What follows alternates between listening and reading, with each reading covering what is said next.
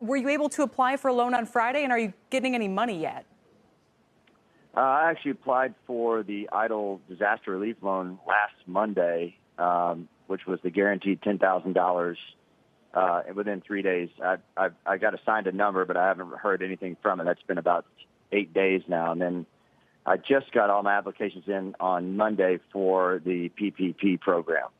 So to be clear on the first part, and we've heard a lot about this from Kate, that there was a website for disaster relief funds. There's also separately this PPP program through the banks. So you applied for the relief funds. We're supposed to get the 10 grand within 3 days, but that was over a week ago?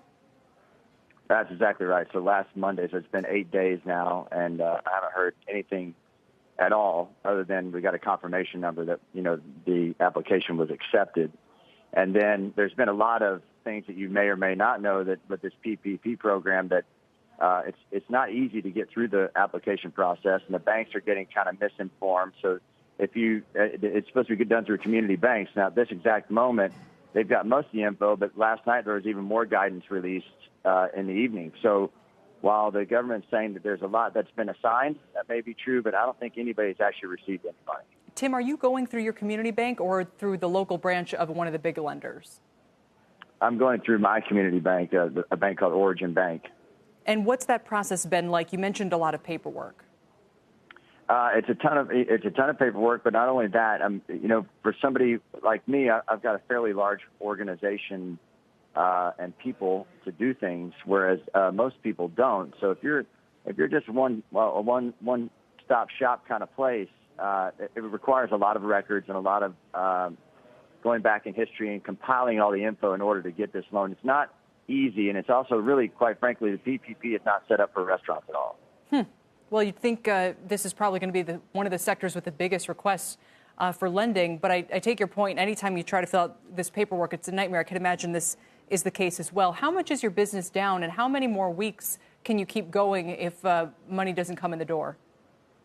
Well, at this moment, we're down about $2.5 million in revenue, which is not easy to swallow. But this is the kind of time where people look back and go, okay, this is the kind of where you have to come out and be a great leader. So, I gathered my whole team together as soon as we found that this was going to be a problem, right about 3 weeks ago. And unfortunately, had to let go of all my hourly employees, about 384 people. I gathered my whole management team together, and we all took a little bit of a cut, and I wanted to make sure that they kept their benefits, because that was most important to me, because I pay for all their managers' benefits, and then keeping the team together, because really the way you come out of something like this is to prepare for the future, not worry about what happened in the past, and that's what we're focusing on right now. We're feeding people who've been laid off. We do lunch and dinner for everybody that can come by every single day. My team prepares the lunch, prepares the dinner for whoever needs it, so people have been laid off or school kids' lunches, things like that, focusing on the positive things that we can do in our community right now until, we get to go ahead that it's safe to go back and my team's ready to go. Tim, let me ask a question about what you see on the other side of this crisis, and that would be, do you expect that your business mix is going to be different? In other words, that you'll be doing more carry-out, takeout than you had been before? Do you expect that you're going to have in your establishments a smaller footprint, fewer tables, maybe less real estate, or a different kind of menu, maybe fewer options? What do you see happening when we get through it?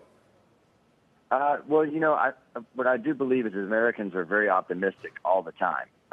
While, people can say reports of optimism are down, well, sure they are. We've all been sheltered in place for the most part. You can't be real optimistic if you're standing in the same spot all the time. However, I believe that when business gets back, right, when everybody says it's safe and our government officials say it's safe for us to operate, I do think you're right. I think you're probably going to go back out the way that we came into it, right? So as we pared down, you couldn't have, gatherings over 5,000. You couldn't have gatherings over 2,500, so on and so forth. I think you'll pair back up the same way. So we'll start probably at 50%, which in restaurants at 50% occupancy doesn't really make us a whole lot of money. It gets us operating. So we want to quickly move back to where we're 100% occupancy.